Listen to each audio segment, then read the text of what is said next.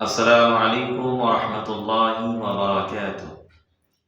إن الحمد لله نحمده ونستعينه ونستغفره ونؤمن به ونتوكل عليه ونعوذ بالله من شرور أنفسنا ومن سيئات أعمالنا ونشهد أن لا إله إلا الله وحده لا شريك له ونشهد أن سيدنا نبينا ومولانا محمدا عبده ورسوله. أما بعد، قال الله سبحانه وتعالى في القرآن المجيد: يا أيها الذين آمنوا كتب عليكم الصيام كما كتب على الذين من قبلكم لعلكم تتقون.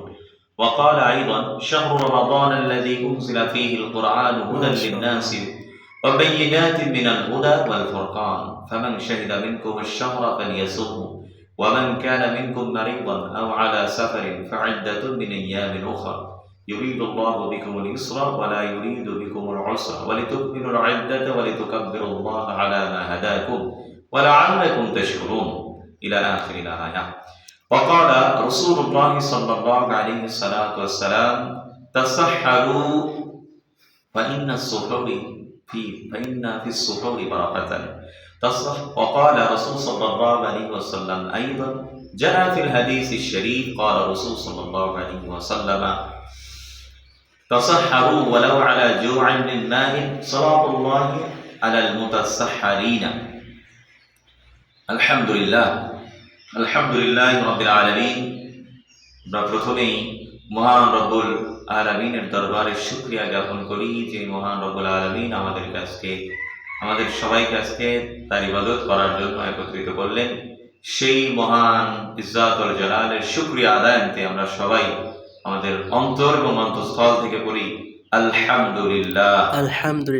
লাখ কোটি দরুদ ও সালাম পেশ করি আমাদের প্রিয় হাবিব মুহাম্মদ সাল্লাল্লাহু আলাইহি সাল্লামের প্রতি, যাকে আল্লাহ সুবহানাহু ওয়া তাআলা গোটা উম্মতের জন্য একজন শিক্ষক হিসেবে প্রেরণ করেছেন। রাসূল সাল্লাল্লাহু আলাইহি ওয়াসাল্লাম বলেন যে আনা কাসিমুন আল্লাহু ইয়াতি, আমি হচ্ছে বন্টনকারী আর আল্লাহ তাআলা প্রদান করি। অর্থাৎ আল্লাহ তাআলা রাসূল সাল্লাল্লাহু আলাইহি ওয়াসাল্লামকে যে শরীয়ত দিয়েছেন, যে জ্ঞান দিয়েছেন, আল্লাহ তাআলা সেটা রাসূল সাল্লাল্লাহু আলাইহি ওয়াসাল্লামের উপর ঢেলে দিয়েছেন এবং রাসূল সাল্লাল্লাহু আলাইহি ওয়াসাল্লাম এটা আমাদের তার উম্মতের উপর সেটা বন্টন করেন। সুবহানাল্লাহ। তো সেই প্রিয় হাবিবের প্রতি, সেই মহান শিক্ষকের প্রতি আমরা আমাদের অন্তর এবং অন্তঃস্থল থেকে হৃদয় নিংড়ানো সালাম এবং দরুদ পাঠাই। সবাই বলি সাল্লাল্লাহু আলাইহি ওয়াসাল্লাম। সম্মানিত হাজিরিন, আজ পবিত্র ইয়াউমুল জুমআ, রমাদানুল মুবারকের দ্বিতীয় জুমআ। রমাদান মাস একটা গুরুত্বপূর্ণ মাস। রমজান মাস একটা বছরের 12 মাসের মধ্যে সবচেয়ে গুরুত্বপূর্ণ একটা মাস, যে মাসে একটা নফল নামাজ, একটা নফল কাজ যদি কেউ করে, অন্য মাসে একটা ফরজ কাজ করলে যে সওয়াব হয়, আল্লাহ সুবহানাহু ওয়া তাআলা রমজান মাসে একটা নফল কাজ করলেই বান্দাকে সেই সওয়াব দান করে। বলে সুবহানাল্লাহ। এরপরে রমজান মাসে কেউ যদি 1 টাকা দান করে, তো আপনার অন্য মাসে 70 টাকা দান করার সমান সওয়াব আল্লাহ সুবহানাহু ওয়া তাআলা তাকে দান করে।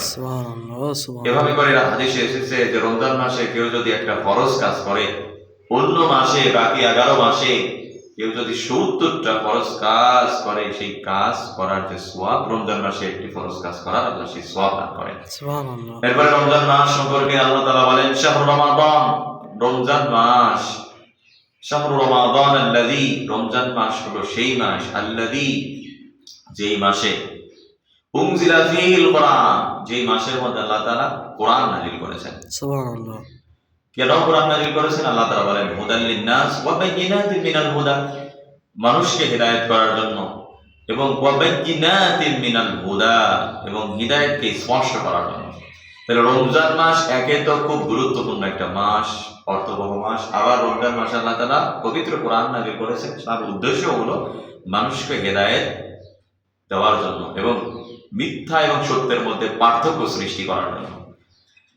এরপরে আল্লাহ তাআলা পবিত্র কোরআন নাযিলের একটা উদ্দেশ্য সম্পর্কে সূরা ইব্রাহিমের 2 নম্বর আয়াতের মধ্যে বলেন, কিতাবুন আনজালনাহু ইলাইকা লিতুখরিজান নাস মিনাদ দুলুমাতি ইলান নূর বিইذনি রাব্বিহিম ইলা সিরাতিল আজিজিল হামিদ।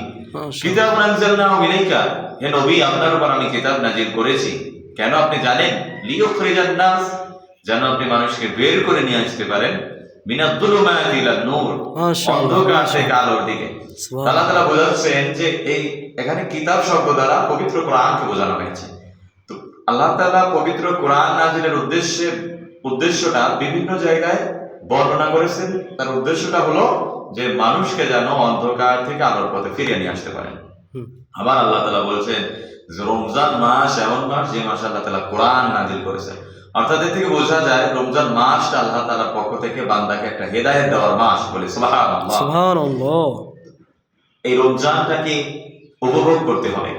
রমজান মাসে আমাদেরকে বেশি বেশি আমল করতে হবে, বেশি বেশি আল্লাহ সুবহানাহু ওয়া তাআলার কাছে ইস্তিগফার করতে হবে।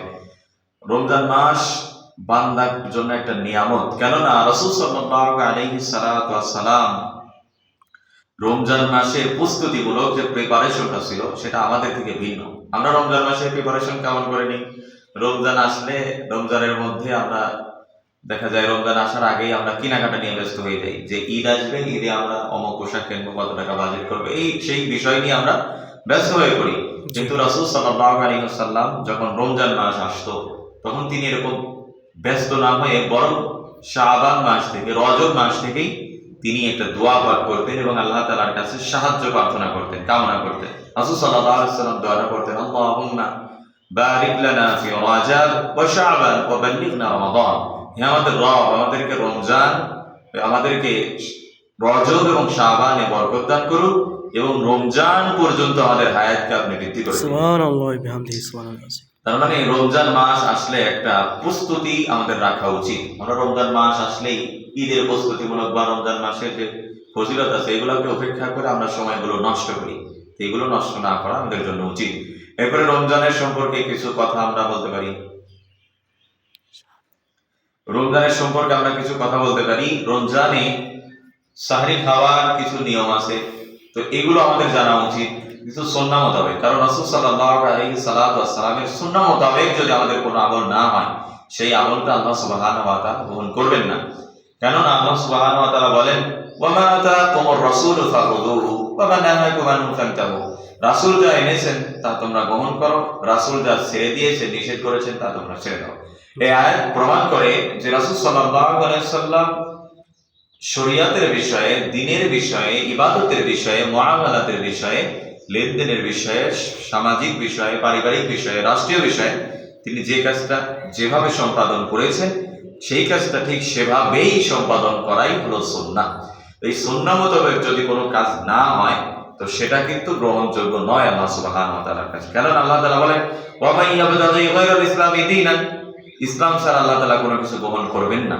তো দ্বীন যেটা সেটাকে আমাদেরকে ফলো করতে হবে। তো রাসূল সাল্লাল্লাহু আলাইহি ওয়াসাল্লাম হাদিস শরীফের মধ্যে বলেন সাহরি সম্পর্কে, তাসাহহারু, তোমরা সাহরি খাও, ফাইন্না ফিস সুহরি বারাকাতান, সাহরির মধ্যে বারাকাত রয়েছে। তো এই বারাকাত পাওয়ার জন্য সাহরি খেলেই আপনি বারাকাত পাবেন, এতে একটা সওয়াব আছে।